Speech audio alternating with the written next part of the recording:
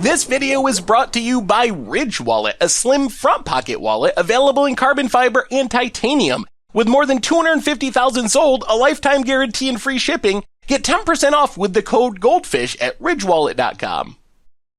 Hello everyone, it's Seth, probably better known as Saffron Olive, and it's time for another Instant Deck Tech. So as you know, Thursday means it's Fishbowl Thursday here in Instant Deck Tech Land, and we have a super cool modern list to check out this week. This is a deck called Proteus.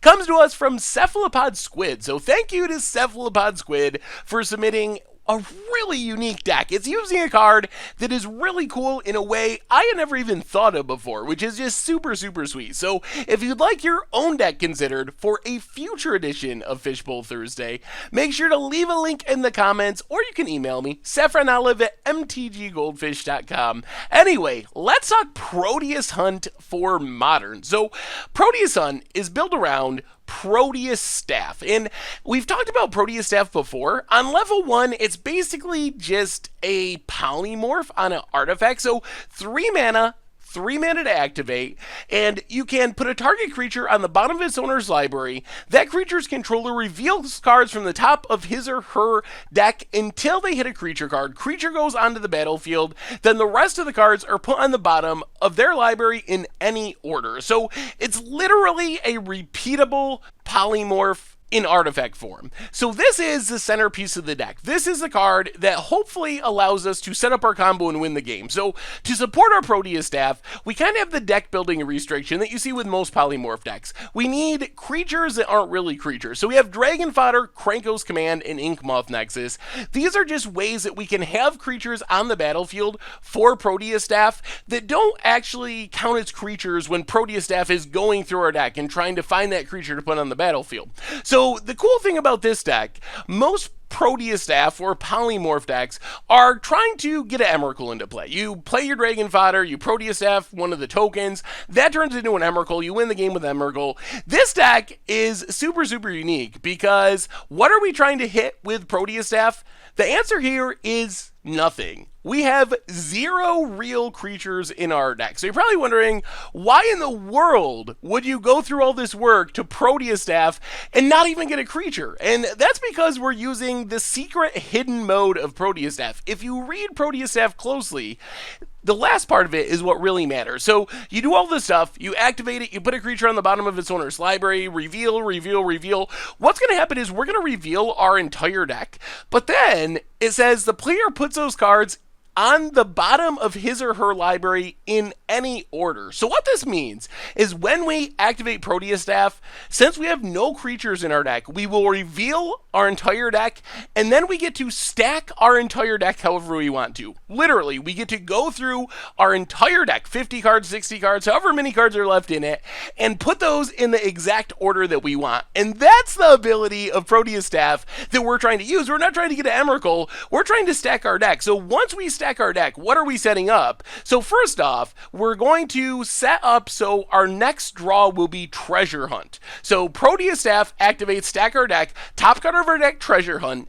Then we're going to put a whole bunch of lands. So we got all of our lands, bunch of blue-red dual lands, whatever. These also help us cast our spells, islands, reliquary, tower. So first Treasure Hunt, whole bunch of lands. Then the last card is Lightning Storm. So this means the turn after we activate Proteus Staff, we can cast our Treasure Hunt for 2 mana. We're going to draw 20 something lands. There's 23 in the deck. We'll have some on the battlefield, so maybe 18, 19, 20 lands, depending on where in the game we're at.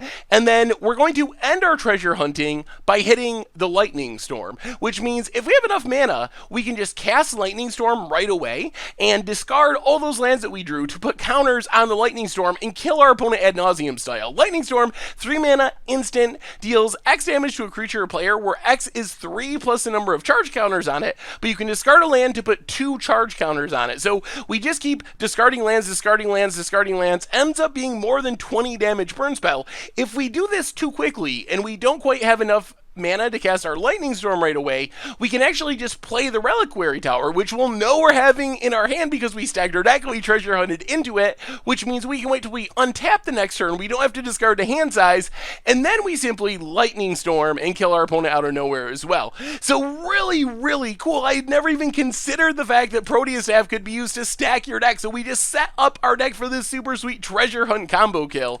The rest of the deck, a ton of 1-mana cantrips, mostly to find our Proteus Staff. Just dig through our deck. We only have 4 Proteus Staffs. We need Proteus Staff to really win the game. Also helps us find our token production to have something to use our Proteus Staff on to get the combo going. Otherwise, a bunch of counter spells, Pact of Negation, Negate, Remand, to force through our Lightning Storm, force through our Proteus Staff, and win the game.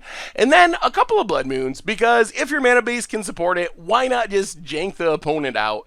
We already talked about the lands, so in the sideboard, we can sideboard into kind of an actual polymorph deck. Bring in real polymorphs to go with our staffs, bring in a couple Emeralds, and then we're not reliant on the Lightning Storm kill. Kind of nice because if our opponent brings in something like Slaughter Games, let's say, or a Surgical Extraction, some way of getting rid of one of our combo pieces, like our Proteus Staff, nice to have a backup way of actually winning the game, which would be really hard otherwise.